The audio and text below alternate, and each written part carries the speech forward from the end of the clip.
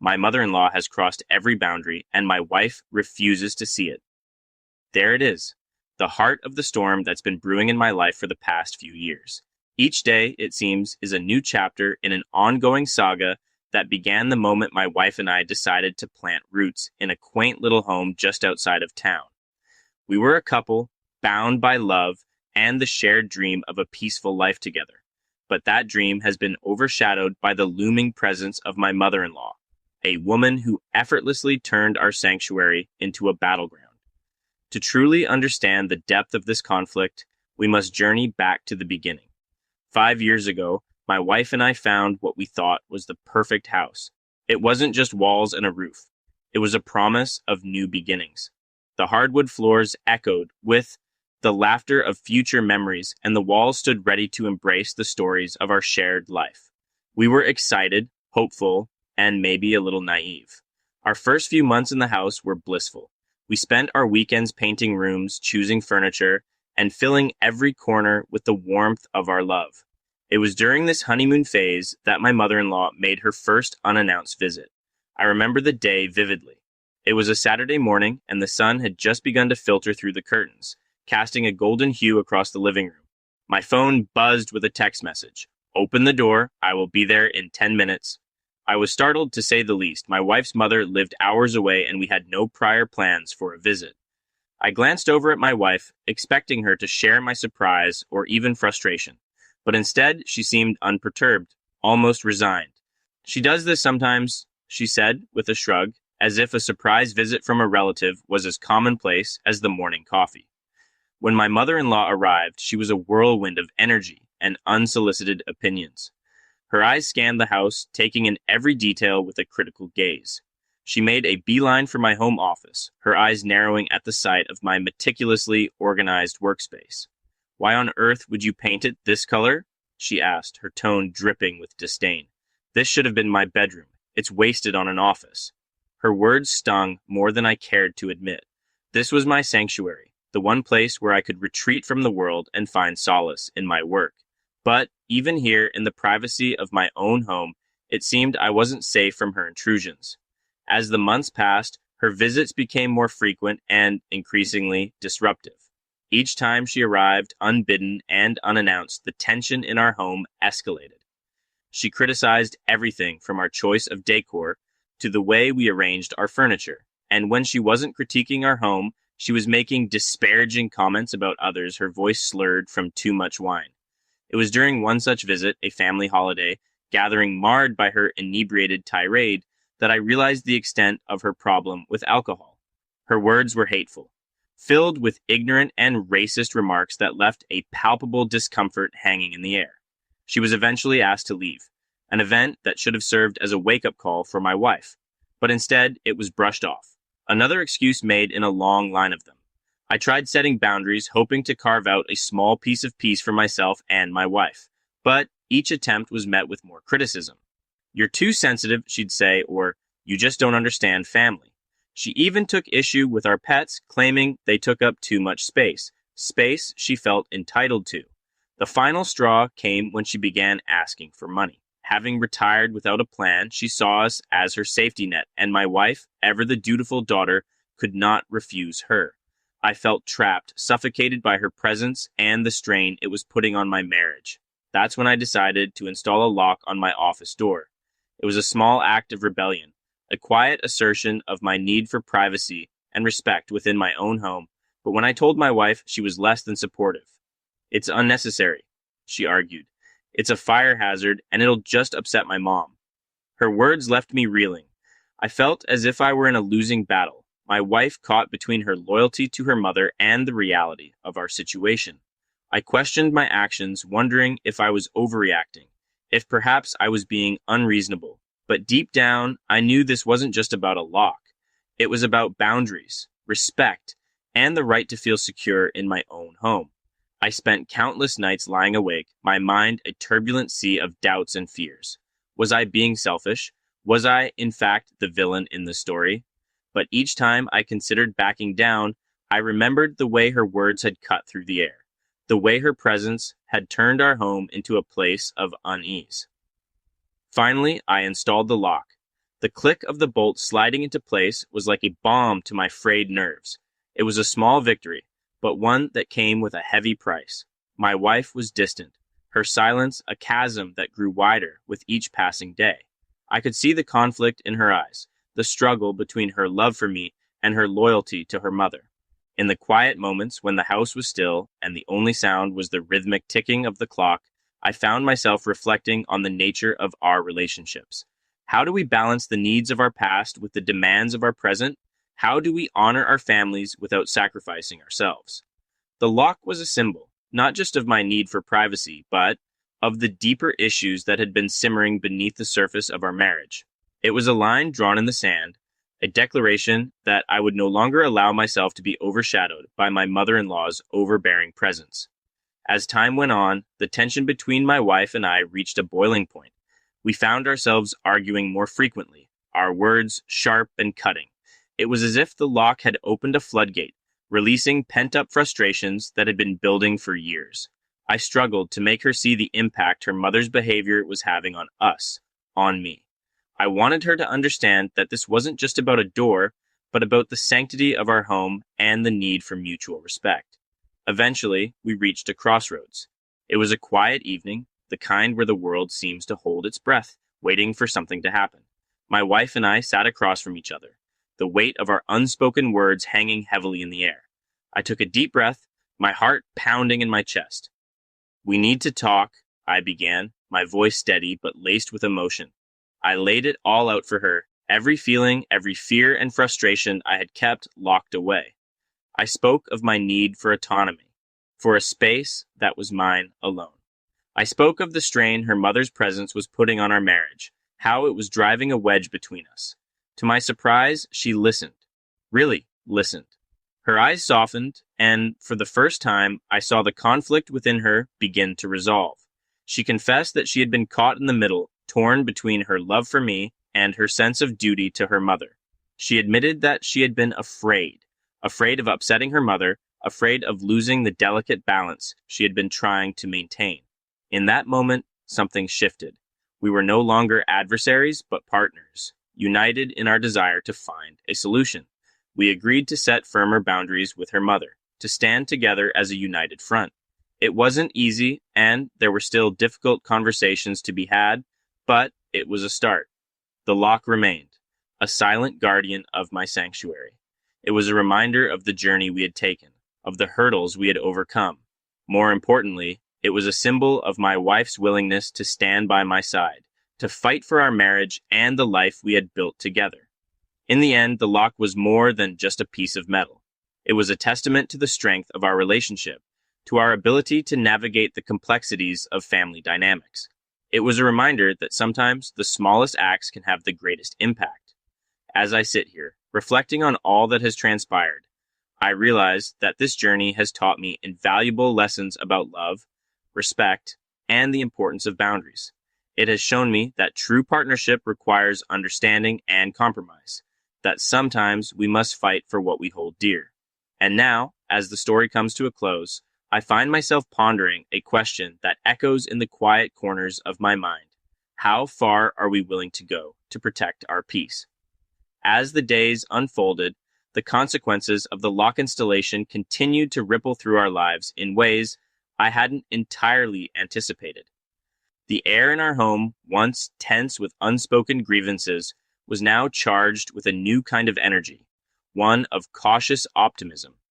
My wife and I were genuinely trying, to navigate the changing dynamics of our relationship. And for the first time in a long while, it felt like we were on the same team.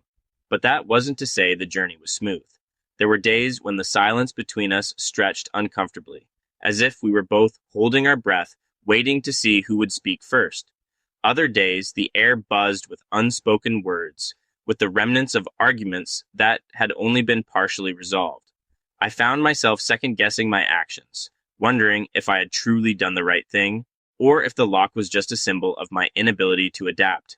It was during one of those quiet evenings, as I sat in my office, the soft glow of the lamp casting long shadows across the room, that I realized the lock had become more than just a barrier to my mother-in-law.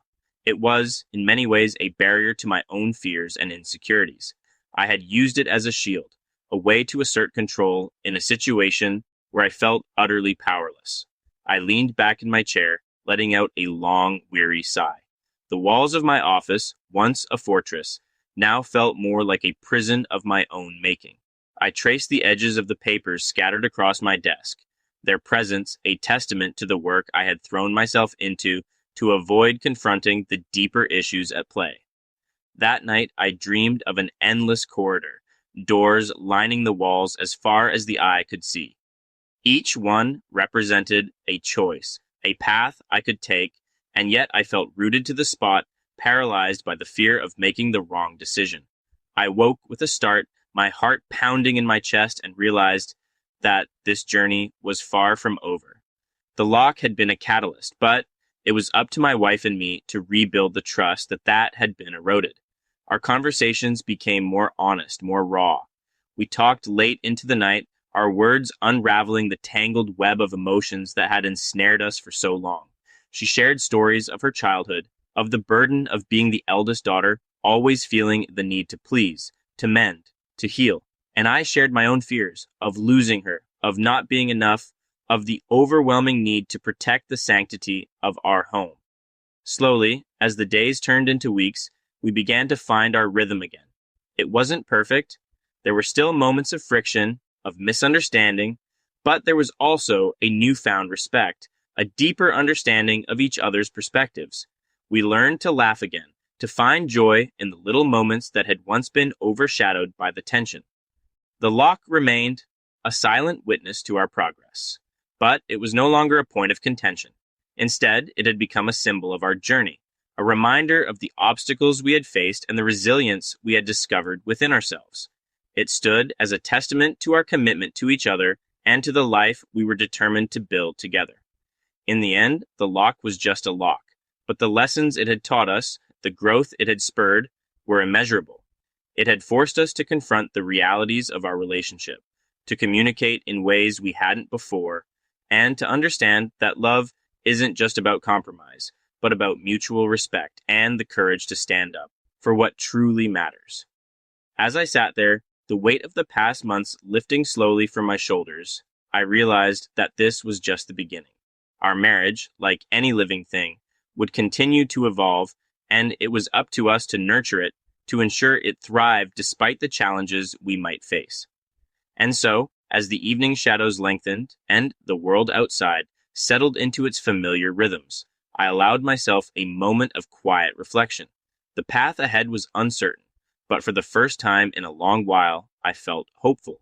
We had faced the storm and had emerged stronger, more united than before, and perhaps, in the end, that was the true value of the lock, not as a barrier, but as a bridge to a deeper understanding of ourselves and each other.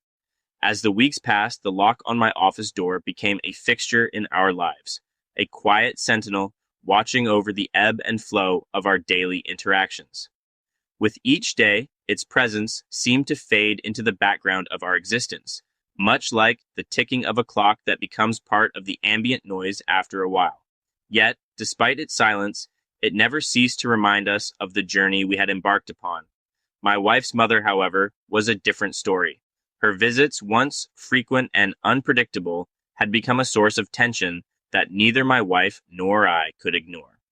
While the lock had initially served its purpose in granting me a semblance of control over my personal space, it had also inadvertently set off a chain reaction that rippled through our family dynamics. One particular weekend, as the leaves began to turn and the crisp autumn air swept through the neighborhood, I found myself bracing for another visit from my mother-in-law.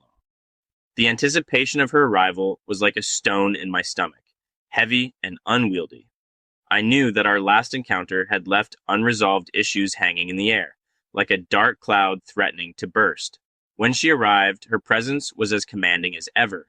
Her voice, loud and assertive, filled the house as she regaled us with tales of her latest adventures, stories that seemed to grow more exaggerated with each telling. I watched her from the corner of my eye, wary of the inevitable moment when her attention would turn to me and the lock that had stirred such controversy. True to form, it didn't take long. Her eyes landed on me with a calculated gaze. the kind that one might use to dissect an opponent's defense in a game of chess.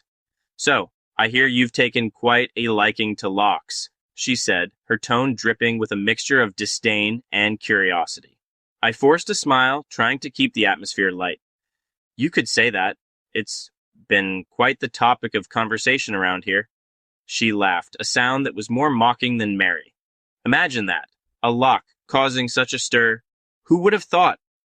I could feel my wife tense beside me, her hand reaching for mine in a subtle gesture of support.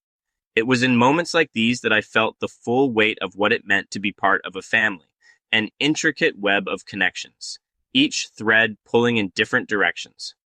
As the evening wore on, I found myself drawn to my office, seeking solace in the familiar surroundings. I closed the door behind me, the lock clicking into place with a soft finality. It was a small act, but it gave me a sense of peace, a momentary reprieve from the chaos outside. Inside, the room was just as I left it, a sanctuary of order amidst the unpredictability of life. I ran my fingers along the smooth surface of my desk, the tactile sensation grounding me in the present. Here, within these four walls, I could collect my thoughts, find clarity in the midst of confusion. As I sat there, I thought about the journey that had brought us to this point. The lock had been a catalyst, yes, but it was the conversations that followed, the difficult, sometimes painful discussions that had truly shifted the landscape of our relationship. It was as if the act of securing my personal space had somehow unlocked something within both my wife and me, a willingness to confront the deeper issues that had been simmering beneath the surface.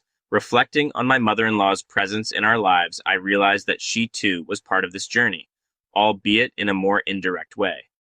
Her unpredictability, her refusal to respect boundaries, had forced us to draw lines, to define what was acceptable and what wasn't.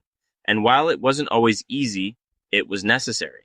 In the quiet of my office, I pondered the nature of family, the complexities of love and obligation, and the delicate balance we must maintain between autonomy and connection.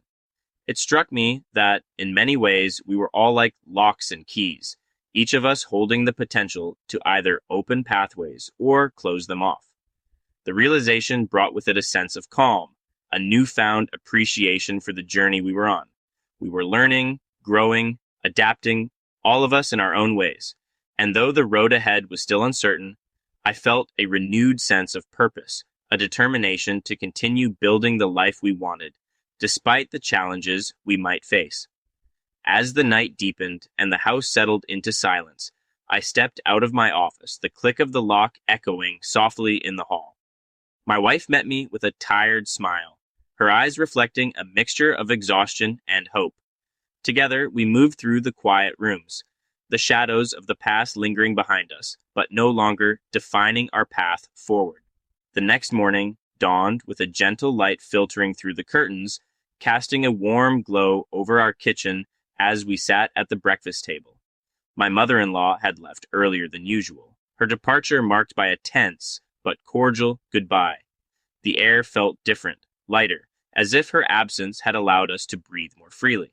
My wife sat across from me, cradling her coffee mug in both hands as if drawing strength from its warmth. Her eyes met mine over the rim of her cup, and for a moment, we simply existed in that space, the silence between us comfortable and reassuring.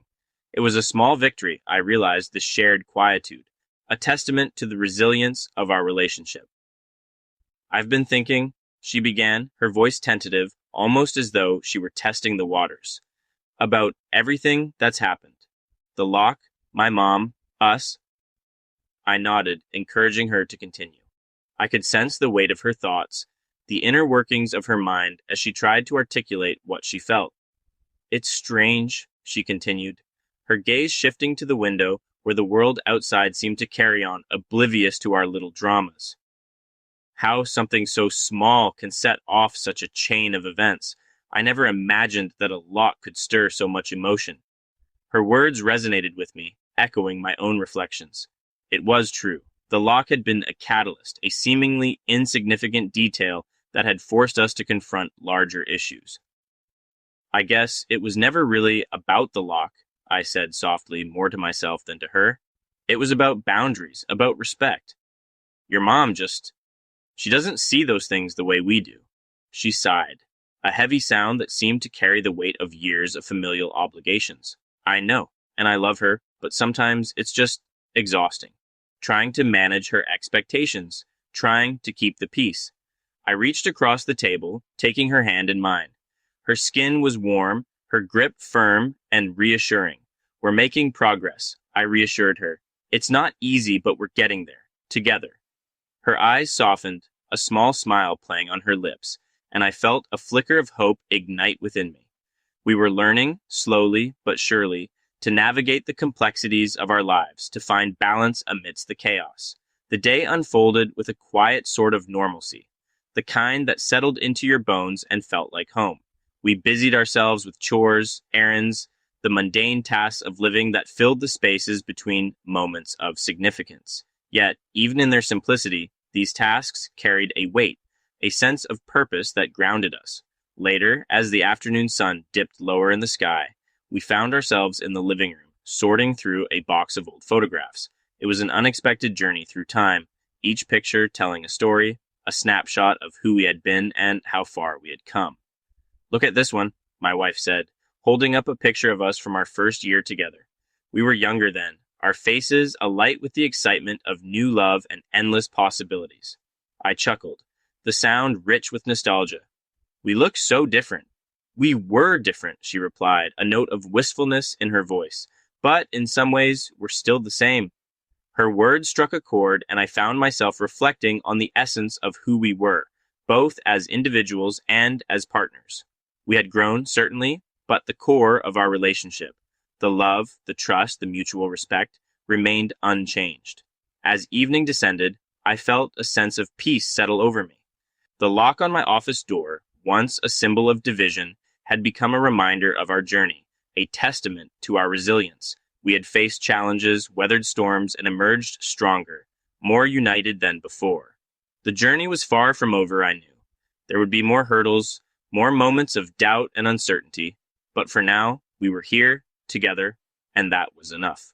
As we put the photographs away, I felt the warmth of my wife's hand slip into mine.